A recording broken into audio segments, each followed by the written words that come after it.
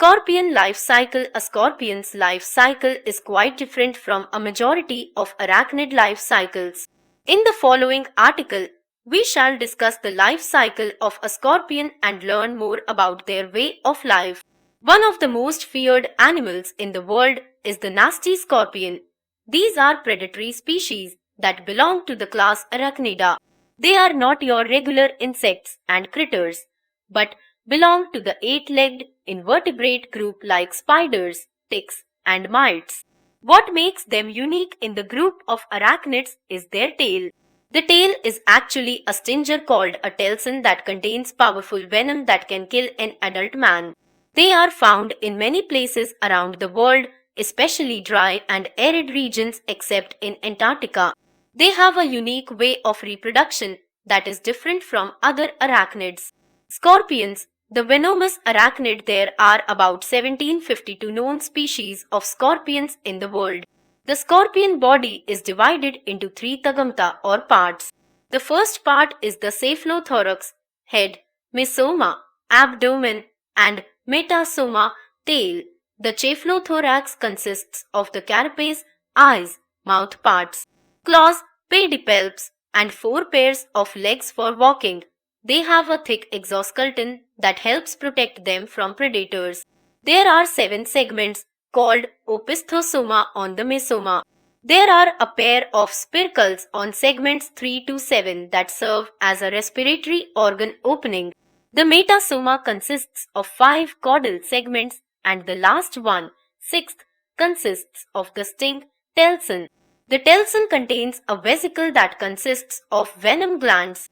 It is interesting to note that when exposed to UV light or black light, a scorpion's body begins to glow. This is because of the presence of beta-carbolene in the cuticle of the animal. Life cycle of scorpions. The life cycle differs from species to species. Most of the scorpions reproduce sexually. There are certain species of scorpion that reproduce through parthenogenesis. This is a process where unfertilized eggs will develop into embryos. Once a scorpion molts one last time and reaches maturity, it will start undergoing parthenogenesis, unfertilized egg developing into an embryo. This process will continue throughout its life for reproduction. Let us now have a look at the sexual life cycle of scorpions. The mating process of a scorpion is very complex. Scorpions use pheromones and vibrations to communicate and locate the opposite sex.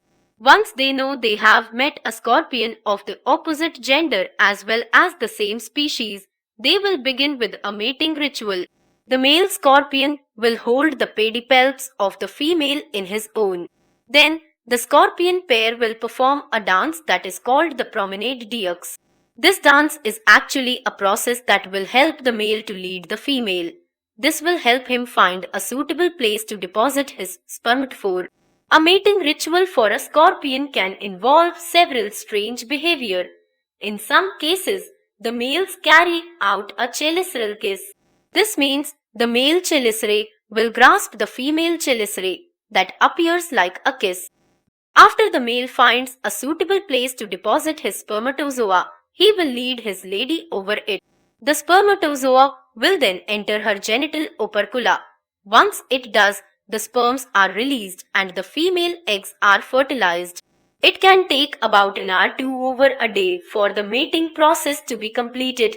It depends on finding a suitable place to deposit the spermatozoa. The males have to hurry. If the process takes too long, the female will lose interest. She will break off and leave. After the process is complete, the male and female will separate. The males need to hurry and run away from the females.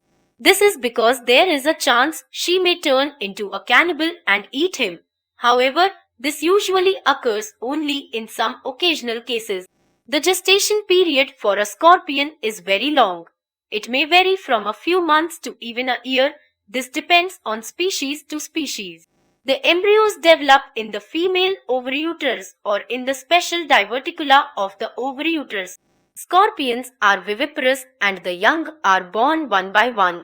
The young will quickly climb onto the mother's back and remain there for protection as well as regulation of their moisture level. In some species, mothers care for their young for a very long time. The number of young can depend on environmental factors and the species. They can number from just 2 to over 100.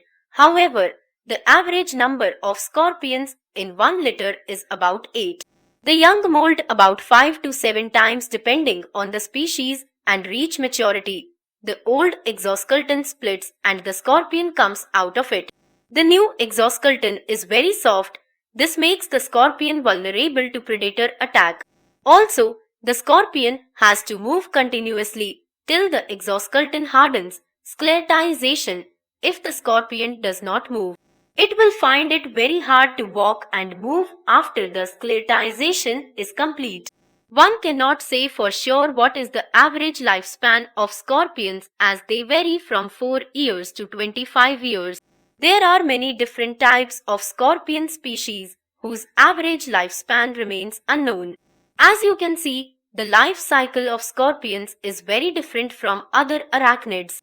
If you ever come across a scorpion, do not attempt to catch it until and unless you know what you are doing.